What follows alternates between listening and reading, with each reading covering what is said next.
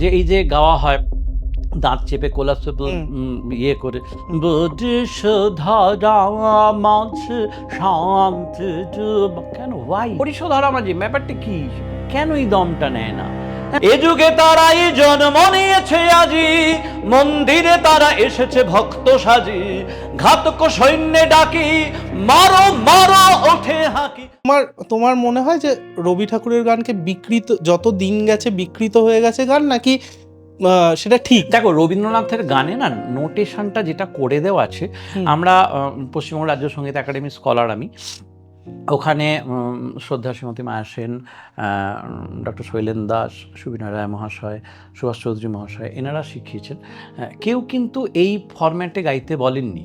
হ্যাঁ, যে এই যে গাওয়া হয় দাঁত চেপে কোলাপসেবল ইয়ে করে, বরিশ ধারা মাঝ শান্ত কেন ওয়াই? আমি তো প্রথমে যখন গানটাকে শুনেছিলাম তখন আমি বুঝতে পারতাম না যে গানটা কি বলতে চেয়েছে। তারপর তো রবীন্দ্রনাথের গান আসলে বাণীটা কেন পড়েন আমি বুঝি না, যারা গান। কিন্তু আবার তুমি দেখো শ্রাবণীদি গাইছেন, স্বাগতাদি গাইছেন, ঝকঝক করছে। এটা যে তুমি বরিশ ধরা মাঝে শান্তির বাড়ি, শুষ্ক হৃদয় লয়ে আছে দাঁড়ায়ে, ঊর্ধ্বমুখে নরনারী, বরিশ ধরা মাঝে শান্তির বাড়ি। সাধারণ এই যে আমরা প্রেয়ার করছি বরিশ ধরা মাঝে ব্যাপারটা কি, কেন এই দমটা নেয় না?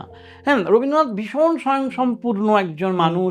এই যে একদিন যারা মেরেছিল তার গিয়ে রাজার দোহাই দিয়ে, একদিন যারা মেরেছিল তার গিয়ে রাজার দোহাই দিয়ে, এ যুগে তারাই জন্ম নিয়েছে আজি, মন্দিরে তারা এসেছে ভক্ত সাজি, ঘাতক সৈন্যে ডাকি মারো মারো ওঠে হাঁকি, গর্জনে মিশে পূজা মন্ত্রের স্বর, মানব পুত্র তীব্র ব্যথায় কহেন হে ঈশ্বর, এ পান পাত্র নিদারুণ বিষে ভরা, দূরে ফেলে দাও তরা। এটাকে আমি কেন এইভাবে গাইবো? একদিন যারা মেরেছিল তার গিয়ে, ডাইনামিকটাই নষ্ট হয়ে গেল। ওই রকম পাহাড় প্রমাণ একটা ব্যক্তিত্বের মানুষ, তার গানকে কেন?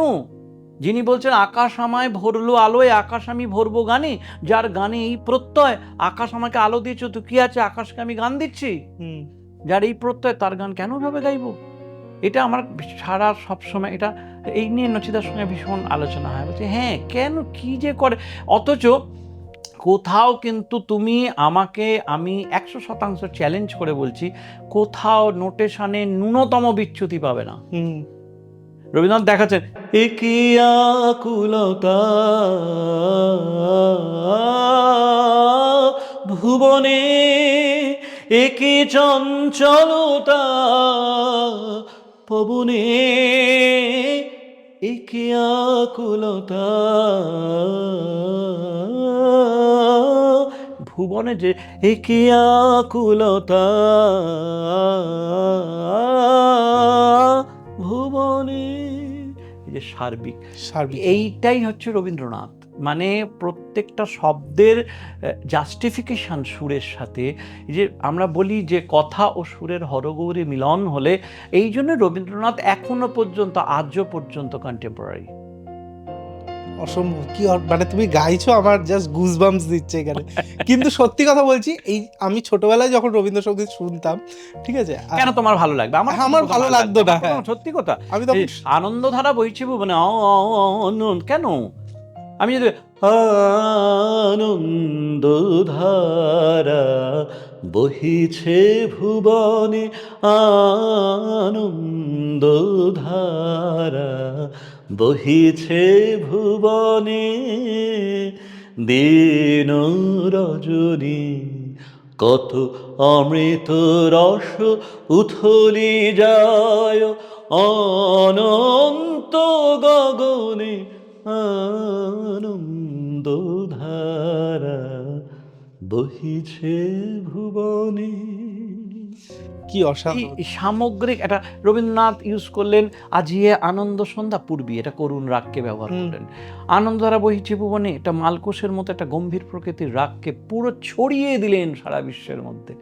এই রবীন্দ্রনাথ ছাড়া মানে রবীন্দ্রনাথ ঠাকুরকে নিয়ে গল্প করতে গেলে সেই হ্যাঁ পডকাস্টটা আমাদের ঘন্টার পর ঘন্টা এপিসোড চলে কথা, যাবে। হ্যাঁ। একটা একটা করে গান নিয়ে যদি তোমাকে অ্যানালিসিস করতে থাকি তাহলে ঘন্টার পর ঘন্টা মানে চলে এক যাবে। একটা গানের একটা সাবজেক্ট, এক একটা একদম PhD করা যাবে এরকম একটা গান। একদম ঘটনা, হুম। একদম ঘটনা।